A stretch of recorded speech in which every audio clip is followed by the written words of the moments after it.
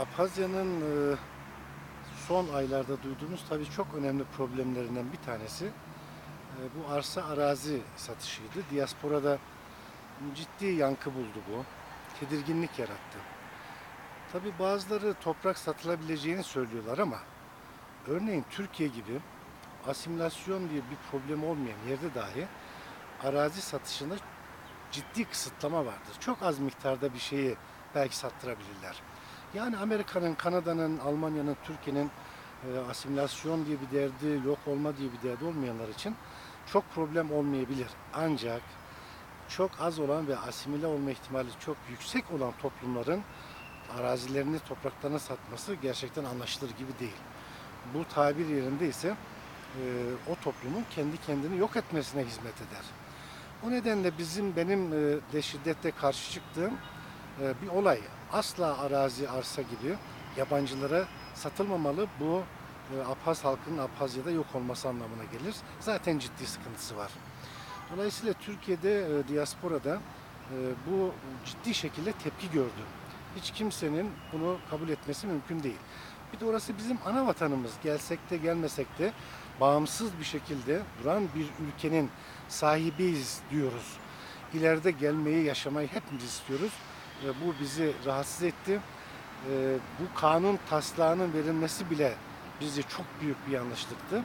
Dileğimiz bu kanun taslağı asla bir daha o parlamentoya gelmez.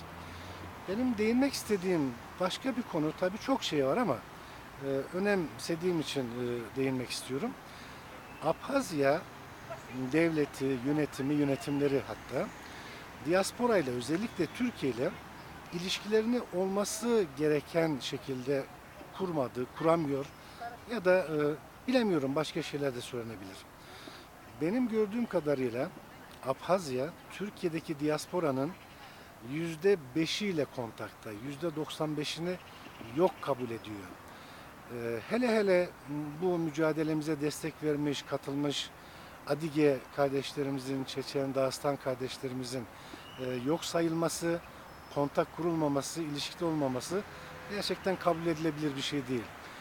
Abhazya iyi bir politika izleyerek tüm diasporayı kucaklamalı.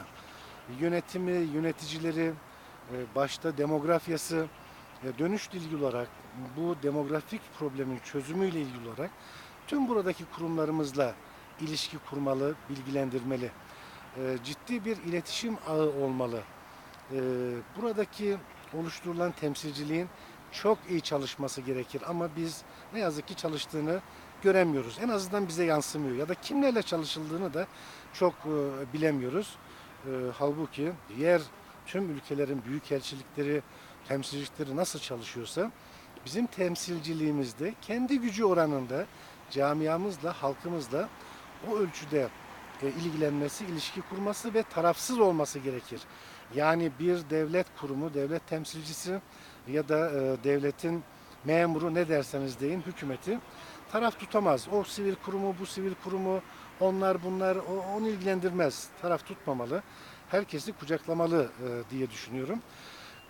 Ve eğer çok kısa sürede Abhaz devleti bir dönüş politikası oluşturup bu politikanın planlarını ve e, programlarını yapmazsa gerçekten sıkıntı büyüyecek.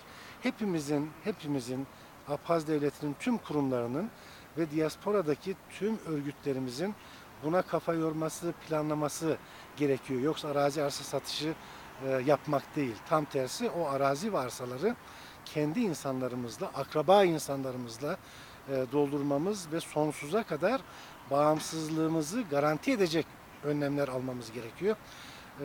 Özellikle bu iki konunun altını tekrar çizdim.